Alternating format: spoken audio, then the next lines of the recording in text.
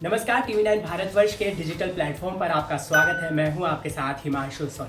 तो शुक्रवार को एक बेहद ही रोमांचक और बेहद ही ज़बरदस्त मुकाबला देखने को मिला दिल्ली कैपिटल्स और चेन्नई सुपर किंग्स के बीच में। देखिए, आईपीएल का जो फीवर है वो इस समय पूरे देश पे जो है चढ़ चुका है एकदम से, और आईपीएल जैसे जैसे आगे बढ़ रहा है वैसे वैसे जो मैच है वो और रोमांचक होते जाएंगे। और कुछ ऐसी ही उम्मीद हमें कल के मैच से भी थी दिल्ली कैपिटल्स और चेन्नई सुपर किंग्स के बीच में, लेकिन मुकाबला उस तरह का गया नहीं। मुकाबला देखिए एक तरफा ही हो गया, क्योंकि दिल्ली कैपिटल्स ने चेन्नई को 44 रन से मात दे दी। जी हाँ, देखिए ये बहुत रेयर देखने को मिलता है, ये अमूमन तौर पर देखने को नहीं मिलता कि चेन्नई जो है वो दो लगातार मैच हार जाए आईपीएल में, और ऐसा देखने को इस बार मिल रहा है। और दिल्ली कैपिटल्स ने एक तरह से कह सकते हैं कि रौंद दिया चेन्नई सुपर किंग्स की टीम को। इससे पहले राजस्थान रॉयल्स ने भी हराया था चेन्नई को।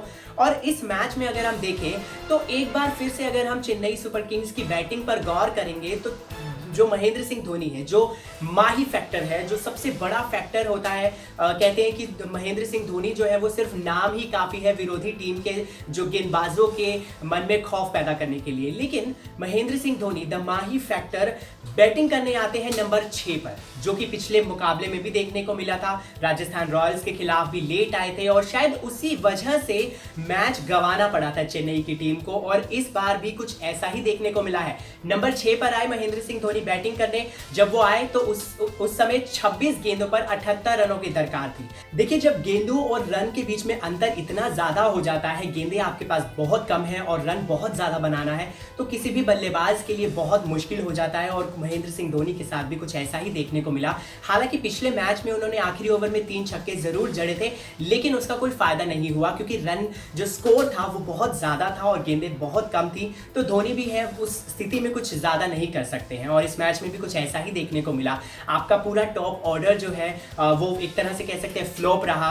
शेन वॉटसन और मुरली विजय की बात करें तो उन्होंने बेहद धीमी शुरुआत दी, 4 ओवर में मात्र 23 रन बनाए थे उन्होंने। उसके बाद आपका मिडिल ऑर्डर भी जो है वो बहुत धीमी गति से रन बनाता है। उसके बाद आखिरी में धोनी आते हैं 16वें ओवर में, तब तक बहुत देर हो जाती है। और इस पर मेरे ख्याल से चेन्नई सुपर किंग्स को जो है ध्यान देना पड़ेगा, उन्हें सोचना पड़ेगा कि क्या धोनी का बैटिंग ऑर्डर, क्या उसमें कुछ बदलाव हमें देखने को मिल सकता है, आगे क्या बदलाव उसमें किया जा सकता है। इसी को लेकर ट्विटर पर हमने आपसे सवाल पूछा था कि क्या धोनी के बैटिंग ऑर्डर में देरी से आने पर सीएसके को नुकसान हो रहा है, तो 78.4% लोगों ने कहा था कि हाँ, उनके लेट आने से नुकसान हो रहा है, जबकि 21.6% लोगों का मानना है कि नहीं, धोनी के बैटिंग ऑर्डर में देरी से आने पर सीएसके को कोई नुकसान नहीं हो रहा। चाहे 6 नंबर पर आए, चाहे 7 पर आए, चाहे 4 पर आए, चेन्नई सुपर किंग्स को उससे कोई नुकसान नहीं पहुंच रहा है। लेकिन अगर हम पिछले दोनों मुकाबलों की बात करें तो हमें कुछ ऐसा ही देखने को मिला है।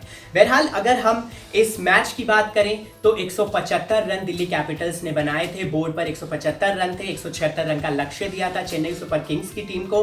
लेकिन चेन्नई सुपर किंग्स की टीम की बैटिंग उस लिहाज से अच्छी नहीं रही है, जैसा कि हम चेन्नई सुपर किंग्स को पिछले कई सालों से देखते आ रहे हैं। आज टीम में राइडू नहीं थे, वो बाहर थे, ब्रावो नहीं खेल रहे थे, तो कहीं ना कहीं चेन्नई को उसका नुकसान जो है वो भुगतना पड़ा है और चेन्नई को एक और मैच गंवाना पड़ा है।